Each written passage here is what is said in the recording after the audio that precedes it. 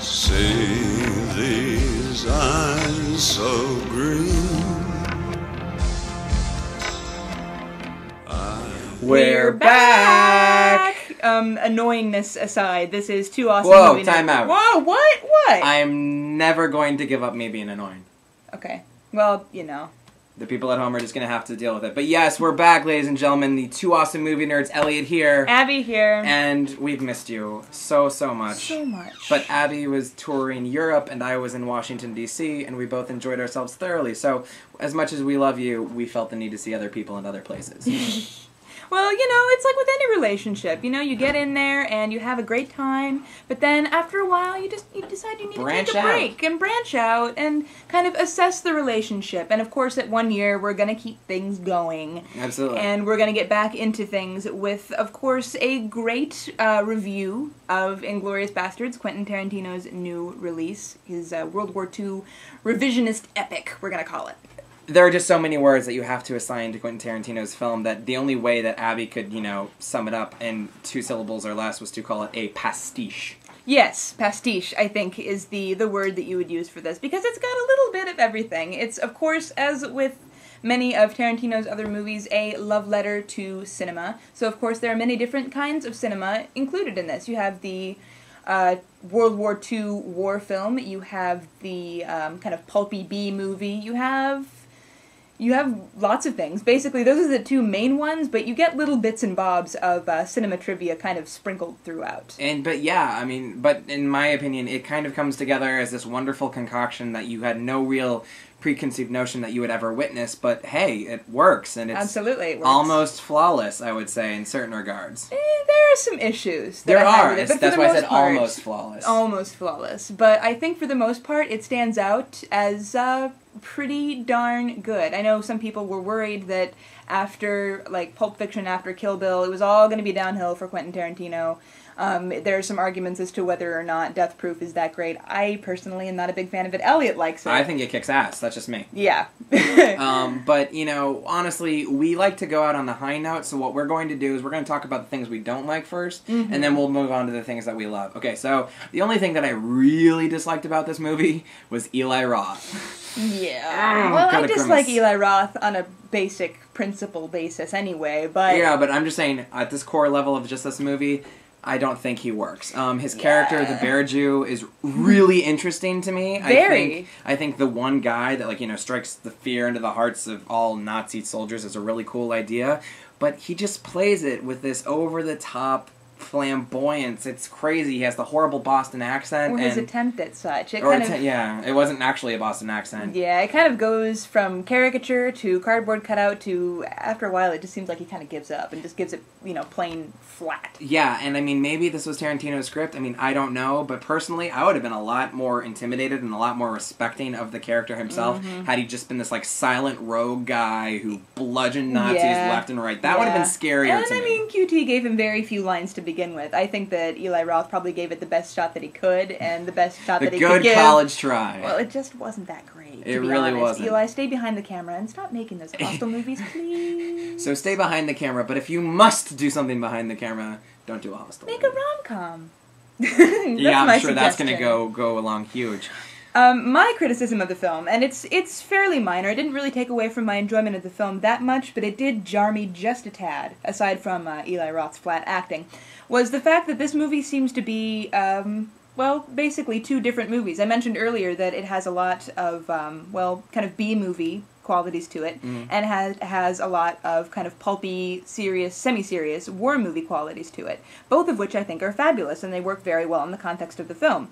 But it feels like we have 2 films. We have the Bastards film, which is the B-movie, with a lot of gory, crazy action and big names in big yellow letters, followed by introduction from Samuel L. Jackson, which, by the way, was a lovely little surprise. It was. I mean, it's just like a little. I really enjoyed that. It was kind of a little present. And then, of course, we have the other film, which is, as I said before, kind of this semi-serious World War II film, and the 2 films kind of coexist in the same universe, but it's like they're operating on different planes. Because the film itself incorporates maybe, like, we'll say about 3 separate storylines. There's the Bastard storyline, and then the 2 World War II storylines that kind of have to deal with the Jewish experience in France at the time and the Nazis themselves. And so I felt like, while both worked individually, at times they didn't quite meld the way they should have. I mean, I can understand how Abby sees things that way, and I'm sure that if you see the film, you will as well. I just kind of felt as though that Tarantino is trying to make the film into an all-encompassing, inclusionary kind of a thing by letting the tone of the film be dictated by the person who's the main focus on screen. If it's going to be Aldo Raine played awesomely by Brad Pitt, this guy is so badass it's not even funny. He does a pretty darn good job.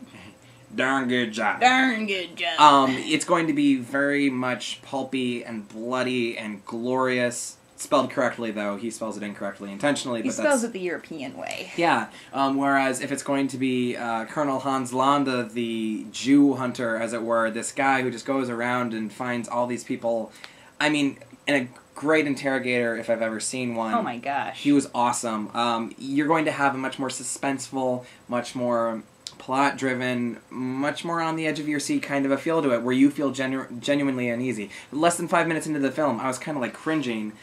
That was me, the entire scene. Entire scene. And I'd never seen this guy on screen before. He was absolutely amazing. Mm-hmm. There's another scene in a bar in which I was just on the edge of my seat the entire time, and it went so long that it just irritated the heck out of me. I wanted the action to come. I was so anxious, and then when it finally did, it was just which means that Tarantino wins because he got what he wanted. He did get what he wanted. I didn't quite get what I wanted, but that's beside the point. I'm not QT. Absolutely. And then, just to discuss another aspect of this movie, it's very odd. In interviews, I've read that Eli Roth refers to this as kosher porn, which I think in his mind means that it's, the kind of revenge flick that all Jewish people have been waiting for decades, ever since the end of the war. I think it's also kind of a self-referential thing, because Eli Roth is such an egotist. Yeah. Since he's considered to, do a lot of torture porn or horror porn, then this kind of fits into that, I guess. I know. It was really interesting to me, because while there have been films about uprisings and about Jews taking the power back or fighting against the Nazis and, sometimes conquering, sometimes not,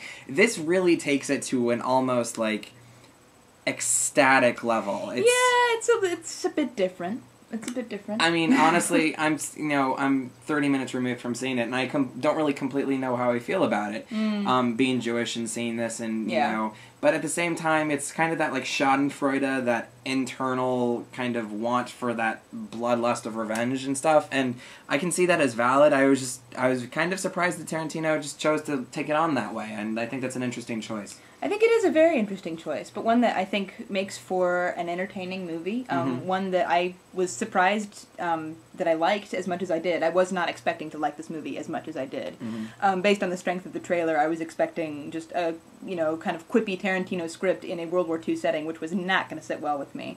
But fortunately, I think that this is a much more mature film-ish, as mature as it can get, I guess. I mean, it's gory. It's gory as all get out. Don't expect him to cut away when you want him to. I mean, he's not gonna. He forces you to watch a lot of things that many people would find completely unsettling. I mean, you're going to a Tarantino movie, Be well aware. I mean, you got to know going. This is the man who had Michael Madsen cut off a cop's ear with a knife in Reservoir Dogs. You know what you're in for. The difference between Reservoir Dogs and this is here he doesn't cut away. Yeah, no cutting away. So, I mean, honestly, I think this is one of Tarantino's best. I think they're going to be talking about this one for years to come. For some people, it's going to be Pulp Fiction is the best now and forever, and I completely respect that. I mean, that was the one that really set the benchmark for him and just completely changed everything. Absolutely. But I think this one is going to be up there with regards to my favorite Tarantino films. I think he does a lot of nuance here where he's not really traditionally known for doing that, and I think it works pretty cohesively as an entire film. Yeah, I think it's a step up for him. It's a very different kind of Tarantino movie. I don't want to say that it's better than Pulp Fiction. I want to say that it's on a different level than Pulp Fiction, because it's not the same film. In a completely different echelon. Absolutely. So for the two awesome movie nerds, this is Abby. And Elliot. Signing off. Go forth and watch.